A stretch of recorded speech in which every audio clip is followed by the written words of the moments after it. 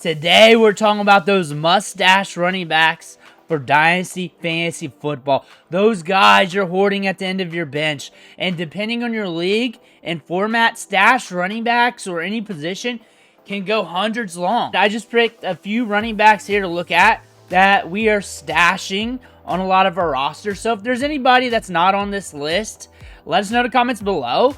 I'm more likely stashing them as well, but I can't talk forever about stash running backs, so I'll just do more videos on some of these underappreciated running backs. But before we begin, you just need to click that subscribe button right now because we're talking about stash plays every day. We're talking about guys to sell, buy, trade. We're just looking at the market, helping you build your dynasty teams by giving you ideas for trades and how to build your teams through market values. On top of that, we're looking at rookie drafts every day. Click that button, stop missing out.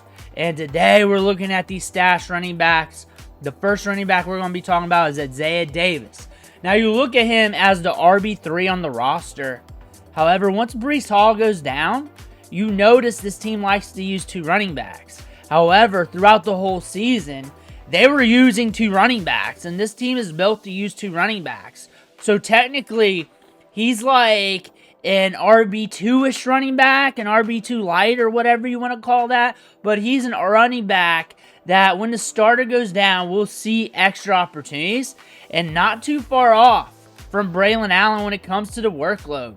That being said, at RB59 in the rankings per keep trade cut and the values there, do not look at their values one for one. You look at it as a gauge. Look at it as market sentiment.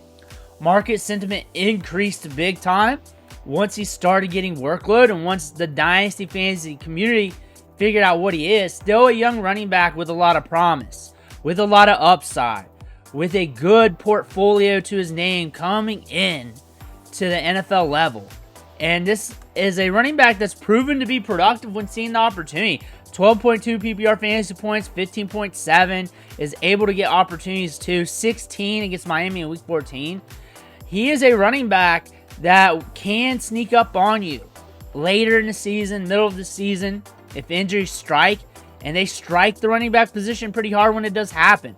Last year, it was rather light. A lot of these handcuffs might be needed more next year because we might increase to the average amount of injuries to the running back position. Around middle of October to end of November, we barely saw injuries at the running back spot. That really impacted our stash plays, our stash options in all formats of fantasy football. That's not going to stay that way. We're going to see our running backs get some opportunities sooner than later on some of these teams. And it could be a guy like Isaiah Davis, which he already saw some last year. Sean Tucker saw some opportunities. And the fact that he's the third running back on the team and he was able to get workload, on top of that, when one running back goes down, he sees a lot more workload. And the odds of one running back getting hurt when you got two versus just one is a bigger odds to work with. Sean Tucker too. We have a good profile coming out of college when it comes to work rate and production. And we have a good reason to why we fell out of the draft. And we shown some promise on the field. We definitely know he's not a generational talent. We know he's nothing like that. But as a stash play, as a guy ranked in the 50s, per the keep trade cut rankings, per the market value, market sentiment saying he's an alright guy to have on the back of your roster. He's an alright guy. If I have one of those running backs on Tampa Bay, Bucky Irving or Rashad White, I really want Sean Tucker. I wanted him in redraft and the back end of the season as a stash as I went to the playoffs if I had one of those running backs. And I really wanted him in Dynasty if I have one of those running backs because I can have that next guy up.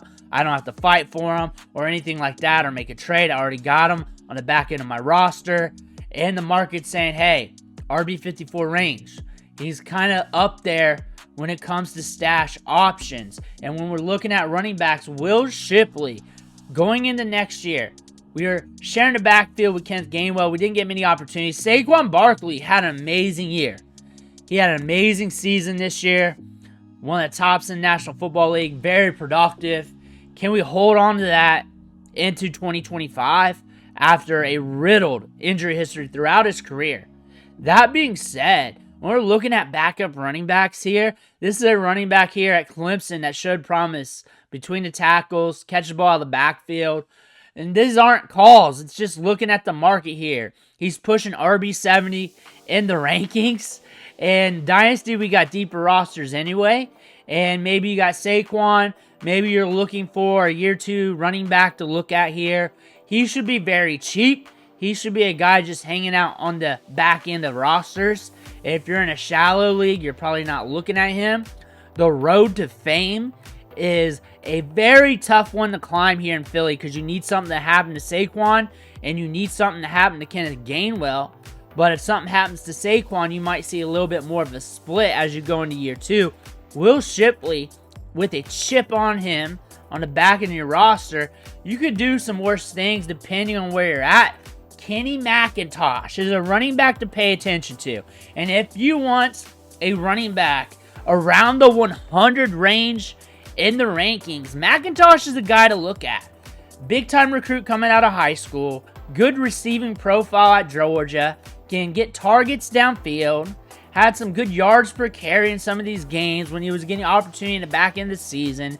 Has not done anything at all in fantasy football when it comes to production. A guy that is just roster fodder right now, but he's playing behind 2 running backs that are often injured. Usually one of those 2 running backs are injured. So a chance that both of them get injured throughout a whole nother season, there's potential for that.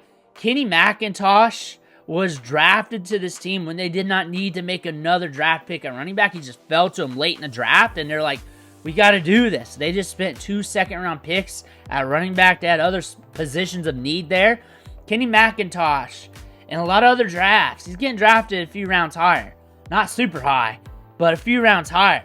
But Kenny McIntosh is a running back here that in fantasy, that given the opportunity, if that ever happens, as your stash option, if you can fit a running back ranked around 100, that could give you some options there due to what he can do in the receiving game. Amari Demercado, we talked about him a few times. However, we did not get to see, and we did not want to see it, but we did not see Connor go down over a long period of time and what this healthy backfield would look like behind that. And what we would have saw is Trey Benson getting a lot of work, with Amari Demercado getting a lot of work as well. And those guys both being all right for fantasy football. Amari Demercado, there was an instance where Connor went out for a little bit with his ankle. He had a little injury, had to get it taped up. He was running a lot of routes. He was getting opportunity. It was about 1-for-1 when it came to reps with him and Trey Benson. And there were other instances throughout the season where it was a very small window of time. You saw that split. And you're looking at him around RB80 price range. And I imagine Trey Benson, considering the 3rd round sunk cost they got invested in him. However, coaches don't really think about that. But considering they were trying to get him used on the field a lot this year, I imagine he's going to earn more of that market share of touches. But as a stash option that was on the field a good bit for a stash option, that splashed a little bit for a stash option, at that running back 80 price range, that's something to look at and take note at. Jalen Wright, and I'm bringing him up because I don't consider him a stash. Now, some of you are like, he's not a stash, he's a roster option, should be just rostered. I agree with you. However, I did a stash video a few weeks ago, and people were asking why it wasn't in there, and I was like, well, I like him. So, for certain leagues, certain players are stashes.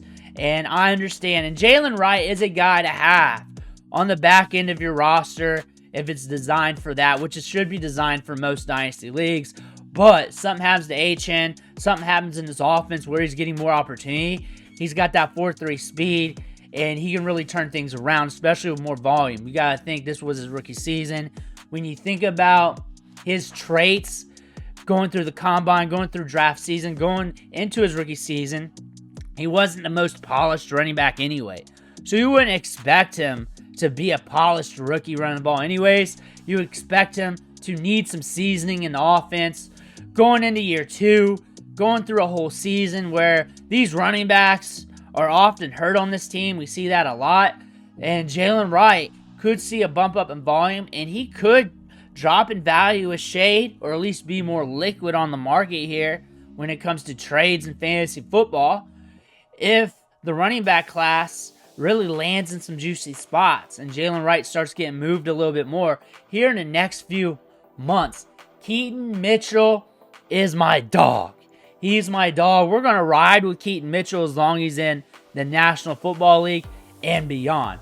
And what I like about him, he's a lot like his teammate Rashad Bateman when it comes to fantasy scoring. And he profiles out like that. You go back to his rookie season. You go back to how he plays the game. But any touch, he could go off. Any touch. All it takes is 1 or 2 touches for this guy, and he can make your week. He can also burn you pretty bad. He could definitely do that. However, on the back end of your rosters, and if you're going deep here, you want guys with just pure upside, really. And when you're looking at running back 50-plus range, a lot of them are like ho-hum backs. They're just kicking around the National Football League. Keaton Mitchell is a guy that only needs to touch the ball for like 5 times, and he can get you 15 to 20 fantasy points. Not consistent, but it won't be consistent until we get a larger sample of workload. That is the question with him. However, the upside's immense, and that's what you're chasing. And when he's in the lineup, very volatile play. However, when we're playing fantasy football, we're in season, we're setting lineups. Redraft, Dynasty, doesn't matter that instant, especially when you're counting in DFS. Those volatile options sometimes, especially with deeper lineup requirements, are sometimes plays you want to make and make that gamble with, because they whiff, so what? Because you're just going deep off your bench and there's nobody off waivers anyways in Dynasty. If they hit, you're probably going to win your week, and it's probably going to help you get by. Keaton Mitchell's one of those players, that 4.3 speed, can catch the ball out of the backfield, that's elusive, explosive. Derrick Henry, solid this year. But again, the running back injuries, expect that to increase to average. I'm not saying that there's going to be an Armageddon or anything, but they were low, and they were at a low point between Halloween to Thanksgiving in that time. And we were seeing a large amount of running backs stay upright. That's not going to be staying the same when we get in 2025, 2026, and 2027. Marshawn Lloyd didn't get much playing time this year. He was hurt. Now he's an afterthought. He's got good size, just athleticism. He's not the most polished running back prospect, but he's got some juice. This whole team has some juice. They can move the ball downfield. Marshawn Lloyd in this offense is a good stash option. Matter of fact, he's a rosterable running back in almost all phases here, because even in shallow leagues, you want him on the back end of your depth chart, because 1, he's on the Packers. They can move the football. 2, he's a young running back prospect with a lot of upside. Had some injuries plaguing him early, and now we're going to see him in year 2, and we're going to see what he can do. The market had him ranked at RB30, dropped him 19 spots. Now he's a little cheaper. That being said, the upside's still there. You got to see this through. You got to see what happens in training camp. Manny Wilson, though, we've been talking about him a lot in redraft, week in and week out, because he was getting touches. He was getting opportunities. The Packers were in game scripts where they could fuel his production even as the RB2 back in this backfield. That being said, Manny Wilson here could be in line for more sneaky touches in 2025. That could be happening. Marshawn Lloyd might have to fight for that. Or Josh Jacobs goes down, and it's Manny Wilson and Marshawn Lloyd fighting for the touches. Manny Wilson is a solid running back. He's not a guy that's going to go to the moon, but he can hold it down for an NFL team. He's got good vision, good wiggle. His feet are very smooth and with good balance. This is a running back that on the back end of your roster, at a cheaper price point than RB61 here soon, that you're going to look at, not going to like, but in season, if it's like last year, you're going to think about him some weeks, especially if injuries are going to hit. Nick Chubb, RB55. And I saw this last night, and I was like, whoa. And there's a good chance the Browns cut bait from him. We see him go to another team. We do not know how much juice he has left. Those injuries are doing a number on him. But at that price, as a stash option, or just a speculative gamble at the low price tag as people are trying to get out, that might be something to look at. He had 3 weeks of over double-digit PPR fantasy scoring. A lot of nothing burgers, though. A lot of nothing burgers on the year. But it's the Browns, bad quarterback play, coming back from the injury. We're coming back from another injury. However, will be further removed from the knee injury. He's a solid, stable running back. He's still got that strength to him. He's still squat over 600 pounds.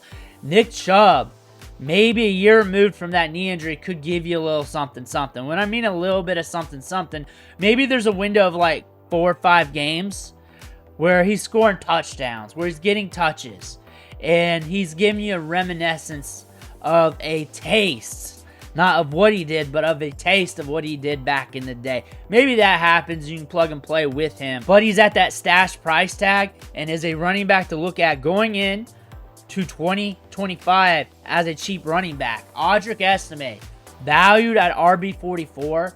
And the downside on him is he doesn't really catch passes out of the backfield. He had a chance to really earn a much larger role this year, as the running backs often throughout the season weren't overly efficient with the ball in their hands.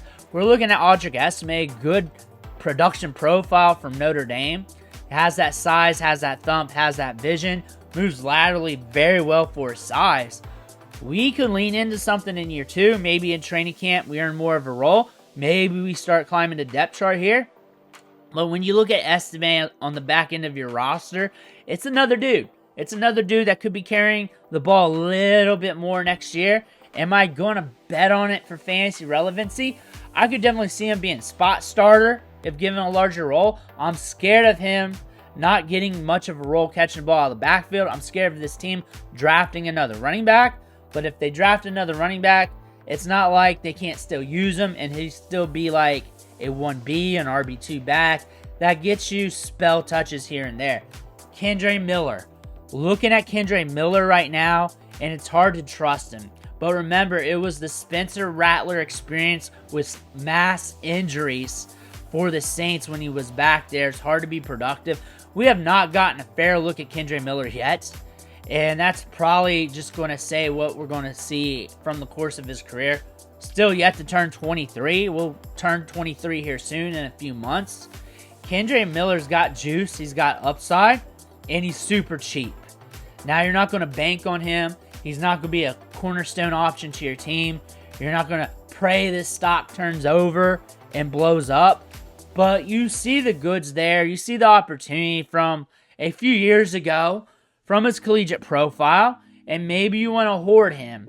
The price should get a little cheaper, as people forget, some people will forget, some won't, that the Saints team was banged up, and it wasn't really a fair shake when he did get his opportunity. We have not seen him with a fair shake. We may never see him with a fair shake. That's the thing. But when you're ranked, and I'm going to say he drops to like RB45, RB50 range, when you're around that range and lower, it's rare that you get a fair shake and an opportunity for the starting role unless somebody gets hurt, which is he's in a position to see a starting role if something happens to Kamara or something happens to his backfield.